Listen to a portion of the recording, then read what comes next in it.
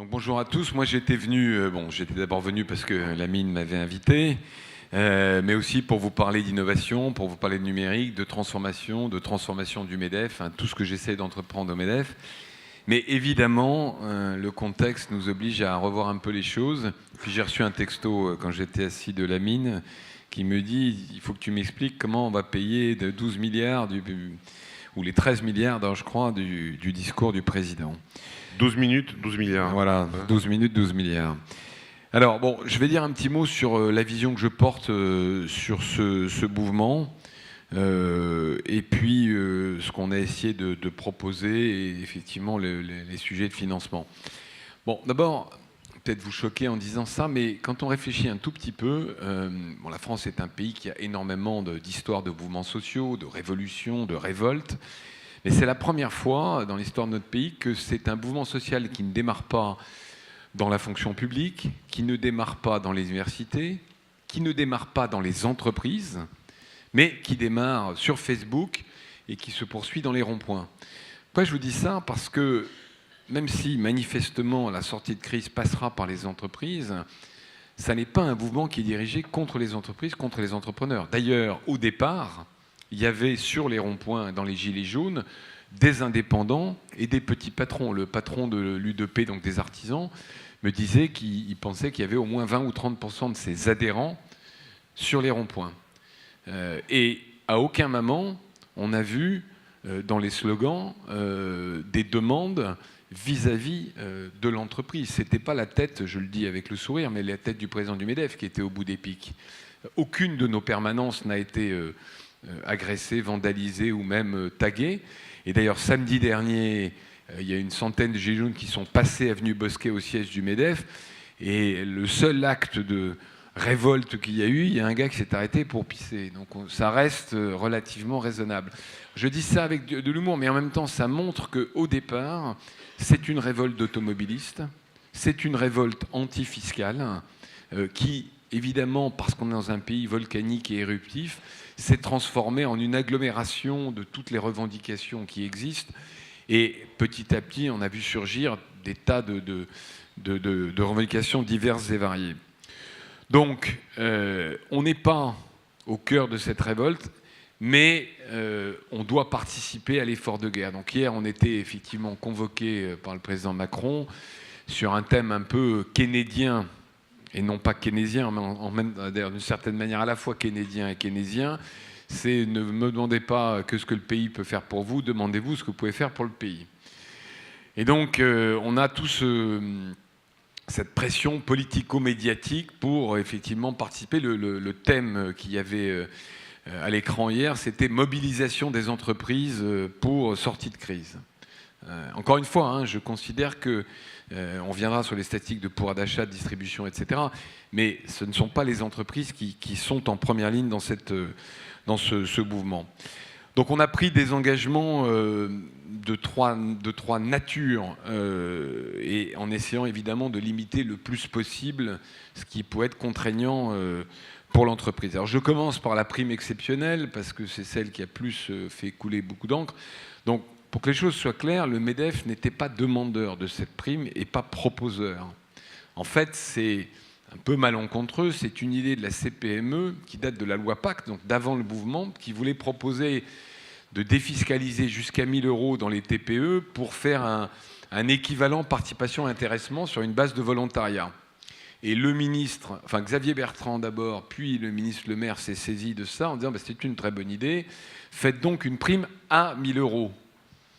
Et il y a une différence de sémantique importante entre une prime jusqu'à 1 000 € et une prime à 1 000 €. Là-dessus, vous rajoutez un mouvement de grandes entreprises qui, ayant évidemment des rentabilités qui ne sont pas les mêmes, ont commencé à annoncer les unes et les autres des primes de 1 000, même quelquefois 1 500 €.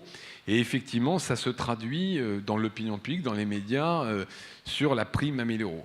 Donc la réalité législative qui devrait être votée dans quelques jours, c'est une prime qui sera normalement sans charge sociale pour l'entrepreneur et sans fiscalité pour le salarié, jusqu'à un plafond de 1 000 €. Donc si vous donnez 300 € sur la fiche de paye, c'est 300 € directement, ça vous coûte 300 € et c'est 300 € directement pour le salarié.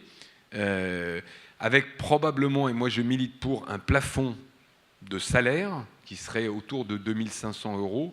Pourquoi je milite pour ? Parce que d'abord, si ça doit s'adresser aux gens qui étaient sur les ronds-points, il faut qu'il y ait une limite de salaire. Et je pense que ce n'est pas à nous, les entrepreneurs, de décider finalement qui est riche et qui est pauvre. On n'a pas demandé cette prime. C'est une décision de la puissance publique dans un contexte particulier. Et d'une certaine manière, je souhaite que les critères soient fixés par le pouvoir public. Et elle sera versable entre le 1er janvier et le 31 mars. Bon. Mais la réalité, je crois qu'il faut se dire les choses, et je l'ai dit de cette manière-là au président de la République hier, je le redirai à Alexis Collère tout à l'heure. La dernière fois qu'on a fait ça, parce que ce n'est pas nouveau, ça date de 2011, hein, c'était une prime Sarkozy. Si vous versiez des dividendes, vous deviez verser une prime. Donc c'était plus contraignant. Combien d'entreprises l'ont versé ? C'est moins de 5%. Combien de salariés ont été concernés ? 1 600 000.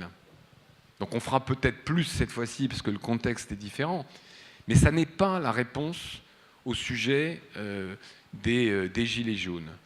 Donc moi, ce que j'ai proposé mardi dernier dans Le Parisien, c'est qu'on travaille sur la mobilité. Pourquoi ? Parce que les statistiques de l'INSEE sont très claires. Le pouvoir d'achat a cru en 2017, il a cru en 2018.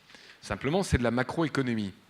Et évidemment, quand on augmente les salaires de 1,8, 2 l'année dernière, avec une inflation qui était plus basse, donc les salaires ont cru, hein, je le répète parce que c'est difficile à entendre, mais les salaires en France ont cru plus vite que l'inflation l'année dernière.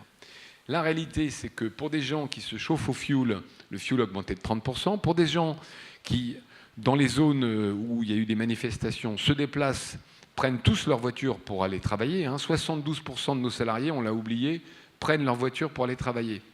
Bon. Les bobos parisiens, c'est bien, mais la réalité, c'est pas ça. Et ils font en moyenne 25 km par jour pour aller travailler. Et quand le plein augmente de 23%, ce qui est le cas sur 2018, ben effectivement, le pouvoir d'achat baisse. Donc la macroéconomie nous dit une chose, mais la microéconomie nous dit une autre. Donc c'est ces gens-là qu'il faut adresser. Et donc moi, j'ai proposé qu'on participe avec les collectivités locales à une réflexion sur les zones blanches de la mobilité, puisque, comme vous le savez, on paye aujourd'hui, en tant qu'employeur, dans 350 agglomérations, à peu près 10 milliards d'euros de versement transport. Cet argent, il est dépensé par les collectivités locales sans qu'on soit consulté pour faire des schémas de transport uniquement collectifs, hein, parce qu'on a tout misé sur le transport collectif, et qui ne sont pas destinés uniquement aux salariés, puisque, évidemment, tout le monde utilise ces transports collectifs. Donc ça m'a valu, et donc j'ai demandé à ce qu'il y ait une péréquation entre ce versement transport que nous payons aux 350 agglomérations et le reste du territoire. Ça couvre 5 millions de salariés qui ne sont pas couverts par un système de transport collectif. Ça m'a valu 13 textos de 13 présidents de région qui disent « Ah ben non, nous on ne peut pas payer ». Ils ne peuvent pas payer, mais je vous donne un chiffre, le versement de transport, 6,2% d'augmentation l'année dernière. C'est vous qui payez, c'est nous qui payons. En région parisienne, je ne dirais pas qui est la présidente de région, 8,2%. Donc ce sont les mêmes qui, sur les plateaux de télévision, vous expliquent qu'il faut baisser les dépenses publiques. Je crois que ni gauche ni droite n'ont de leçons à donner sur ce plan-là. Donc voilà vers quoi on veut s'orienter. Alors après, il y a la question de la mine. Qui va payer ? Mon pauvre ami, j'ai peur que ce soit nous à la fin, comme toujours. Parce que dans ce pays, comme toujours, ça se termine par des impôts plus. Ce qui a l'air de se dessiner... Alors moi, j'ai une ligne rouge qui est ne touchez pas à ce qui est prévu sur le CICE. Même si le CICE, ce n'est pas l'alpha et l'oméga, même si la baisse de charge nous fait perdre l'IS au passage, si on commence à ouvrir sa boîte de Pandore, on va avoir, et je l'ai vu d'ailleurs avec les syndicats hier, avec un certain nombre de députés, des questions sur « Ah mais on va limiter le CICE, ah mais on va vous demander le nombre d'emplois que vous avez créés, etc. etc., etc. » Ce qui, vous le savez, bien sûr que le CICE a permis de créer des emplois. Hein. Je fais un petit chiffre aussi. Entre le 1er janvier 2018 et 2015 et le 3e trimestre 2018, donc le 30 septembre, 730 000 emplois nets créés dans le secteur privé. Donc ça n'est pas le million d'emplois que mon prédécesseur avait promis, mais enfin on n'allait pas si loin que ça. Simplement, évidemment, on ne sait pas, parce que l'économie est plus complexe, faire le lien direct entre CICE, la conjoncture française et internationale qui s'est améliorée, le climat de confiance qu'a créé l'élection d'Emmanuel Macron. Il y a plein de facteurs qui rentrent en compte dans l'économie. Et croire que c'est une boîte simple où il y a un bouton rouge, je crée des emplois, et un bouton vert, ou l'inverse, je détruis de l'emploi, c'est faire preuve d'illettrisme économique. Donc la ligne rouge, c'est CICE baisse de charges. Et ce qui a l'air de se dessiner, qui était dans les échos de ce matin, c'est vous savez qu'il y a une baisse de l'IS qui est prévue, qui baisse de 33-31% jusqu'à 25% à la fin du quinquennat, et qu'elle serait retardée pour les entreprises de plus d'1 milliard d'euros. Si c'est ça, je nierai vous l'avoir dit, bien sûr. Si c'est ça, comment dire, on protestera, mais moins énergétiquement que si c'est autre chose.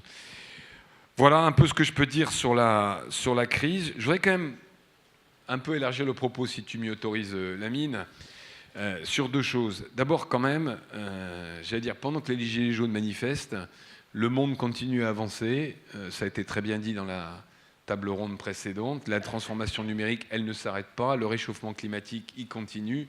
C'est-à-dire que notre devoir, c'est aussi de continuer à essayer d'éclairer les Français sur l'avenir et les transformations qui sont nécessaires. Alors, je comprends très bien qu'on mette un Canadair pour éteindre l'incendie, mais il faut continuer à transformer le pays, à transformer le monde.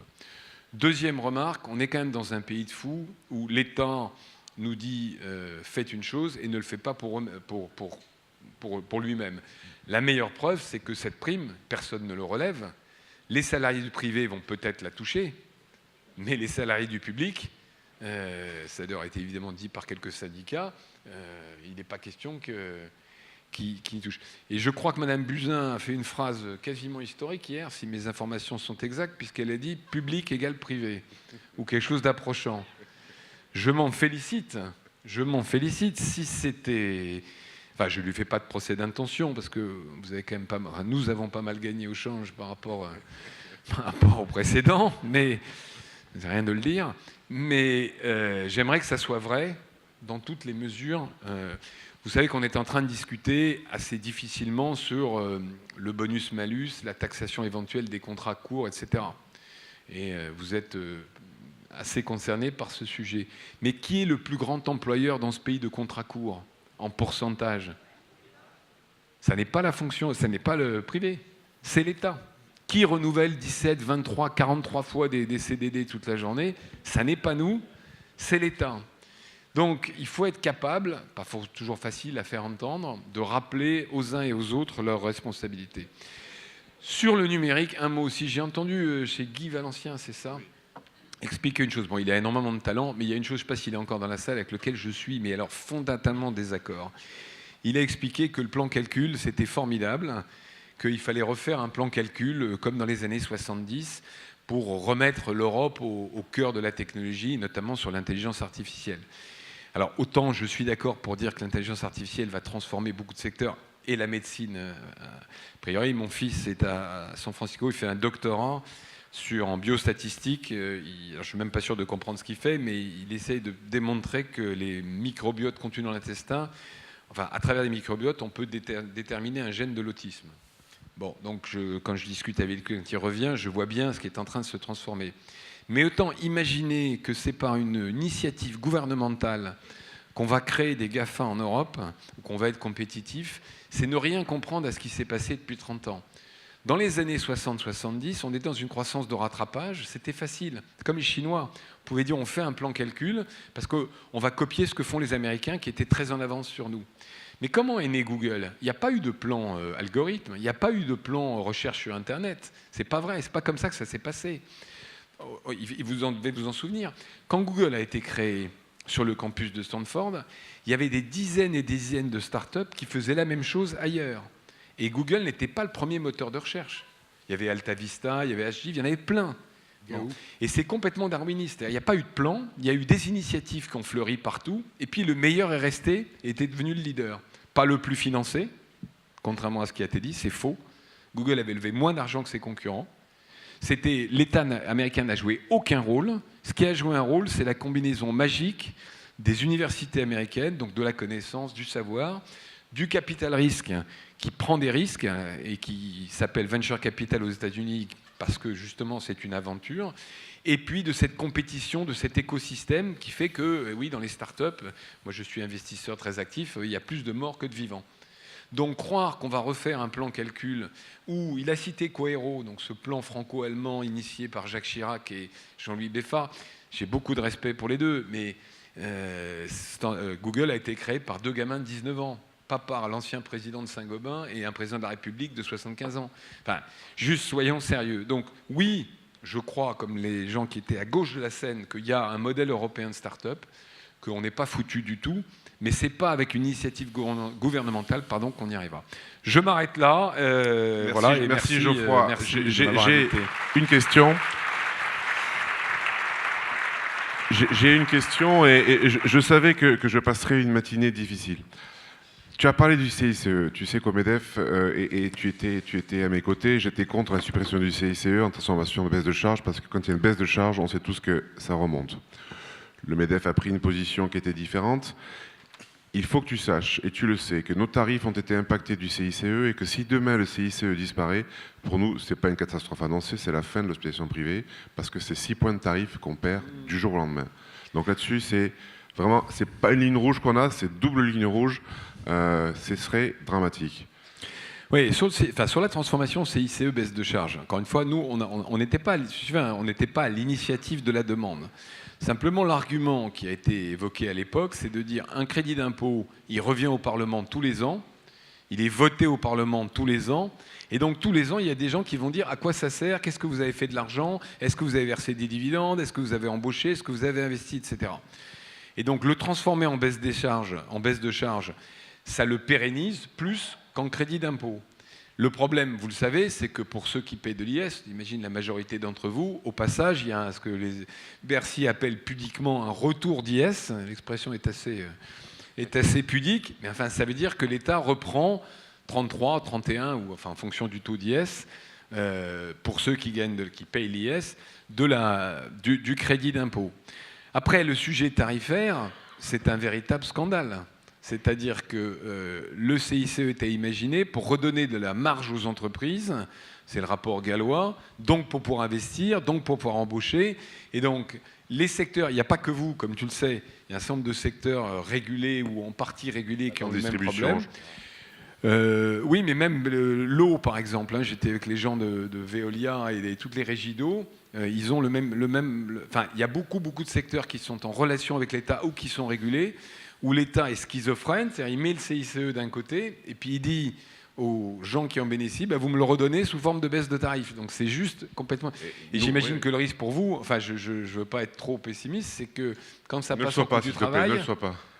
Non, mais quand ça passe en baisse de charge, il n'y a pas de remontée des tarifs. Non plus. Voilà. Non plus. Il y a un écart sur bien sûr la participation et l'IS, donc ça doit être compensé, et on l'espère. Seconde question.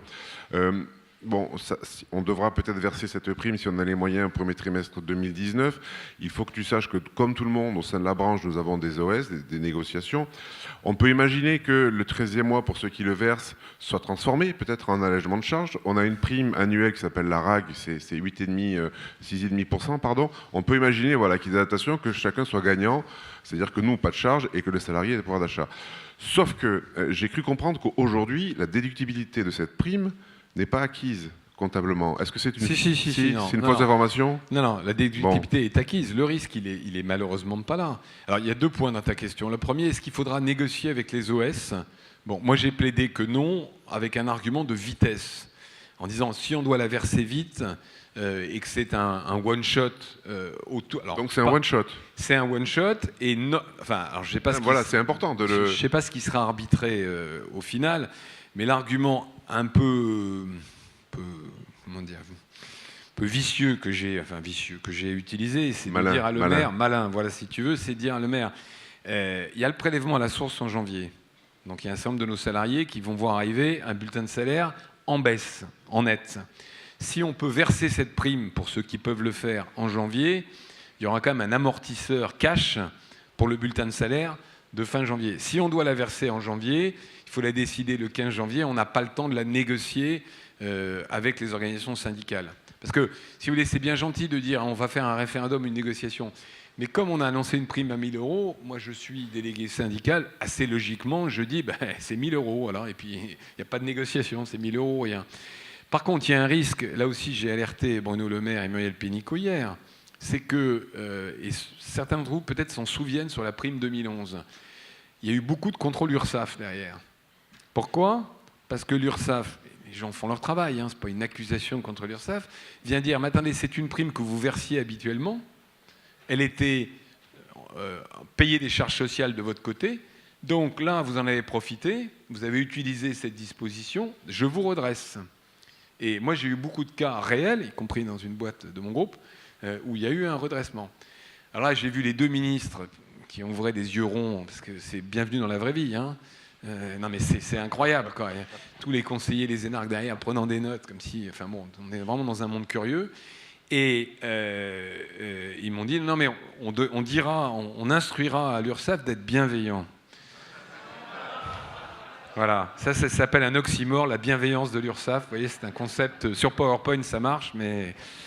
Donc, je vous recommande, enfin mon devoir de président MEDEF, c'est de vous recommander d'être assez prudent sur ce que les uns et les autres peuvent appeler, enfin les journalistes, un effet d'aubaine. C'est-à-dire que si vous avez une prime annuelle chaque année que vous versez à vos salariés, il faudra faire un geste supplémentaire pour justifier qu'il y a une part exceptionnelle. Et pareil pour tous les dispositifs conventionnels ou autres. Dernier point, c'est au niveau de l'entreprise que ça se verse, pas au niveau de la branche. Il ne peut pas y avoir de consigne de branche, ça serait une erreur, parce que toutes les situations... Oui, on a déjà eu des demandes de nos OS, si tu veux, tout de suite, c'est arrivé mardi, quoi. Non, voilà, non, surtout pas. Non, mais ça crée une pression, parce que... Enfin, moi, je vais vous raconter une anecdote. J'ai une petite boîte qui est dans l'e-commerce à Lavelanet, donc au sud de Toulouse. Le délégué du personnel, qui n'est pas du tout syndiqué, qui s'appelle « Ça ne s'invente pas mon cul », je vous jure que c'est vrai, est allé mettre un panneau, enfin, est allé inscrire un tract, enfin un tract, même pas une texte sur le panneau d'affichage en mettant « Tous ceux qui ne sont pas gilets jaunes n'auront pas la prime à 1 000 €. » Donc il y a deux trucs à comprendre. Il y a un, c'est une prime à 1 000 €, ce qui n'est pas vrai, encore une fois. C'est une possibilité facultative offerte à l'employeur de verser une gratification exceptionnelle jusqu'à 1 000 €. Pas du tout la même chose. Et la deuxième chose, c'est quand même une forme de pression, je ne vais pas parler de terrorisme, ça serait exagéré, mais en tout cas, si vous n'êtes pas gilet jaune, voilà. Donc c'est quand même pas complètement... Le climat en entreprise n'est pas facile, et le climat entre entreprises aussi. Puisqu'évidemment, ceux qui peuvent pas... Geoffroy, j'ai une petite question qui déborde la FHP, mais qui est quand même une interrogation pour demain. Est-ce que le fait, justement, d'avoir été en contact avec le maire et d'avoir vu le président de la République, ce qui n'est pas le cas de tout le monde, est-ce que l'impression, c'est que ils sont en train de miser sur un essoufflement du mouvement parce que les fêtes, parce que, etc. Ou est-ce qu'on va être obligés tous, je ne parle pas de moi parce que je ne suis pas chef d'entreprise, mais il y en a beaucoup ici, est-ce qu'on va être tous obligés de tenir compte sur un mouvement pérenne qui est en train de s'installer, avec tous les impacts budgétaires que ça a? Je ne sais pas répondre à cette question objectivement. Je pense que là, c'est une question vraiment de nature politique. Je pense que la stratégie du gouvernement, c'est d'essayer de séparer les gilets jaunes irréductibles qui ne veulent pas cesser. Il y a quelqu'un qui me disait l'autre jour, oui, mais la rivière va rentrer dans son lit. Non, je pense que c'est plutôt le dentifrice ne rentrera pas dans le tube. C'est-à-dire que, pardon, excusez-moi, je suis un peu trivial, mais c'est une expression qui fait comment dire, c'est qu'il y a 10 000 gars qui sont passés sur BFM et qui n'ont pas envie de rentrer chez eux. Ils sont en train d'essayer de séparer cette partie-là de l'opinion publique. Et ça a plutôt fonctionné si on regarde les sondages où on voit petit à petit l'opinion majoritairement se séparer. Après, est-ce que c'est un phénomène durable ? Ce qui est durable, c'est oui, il y a une crise des villes moyennes, désindustrialisées, où il y a de moins en moins d'activités économiques et de plus en plus d'impôts. Moi, ma famille du côté de maman est de Châtellerault. Châtellerault, c'est tout au nord de la Nouvelle-Aquitaine. C'était 40% d'emplois industriels il y a 20 ans. Beaucoup de sous-traitants automobiles, sous-traitants mécaniques qui ont fermé. Aujourd'hui, le prix du foncier au centre-ville de Châtellerault, il vaut moins que le coût du terrain à bâtir. Plus personne s'installe. Les centres de décision sont partis. Nouvelle-Aquitaine, Bordeaux, le nord de la Nouvelle-Aquitaine, ça ne les intéresse pas. Le TGV s'arrête moins souvent, etc., etc. Donc là, il y a un vrai sujet de fond sur lequel nous, je pense collectivement, en tant qu'acteurs économiques, on doit travailler. Et là, il faut le traiter. Merci. Voilà. Merci Geoffroy pour Merci cet à tous. éclairage et ce témoignage. Merci.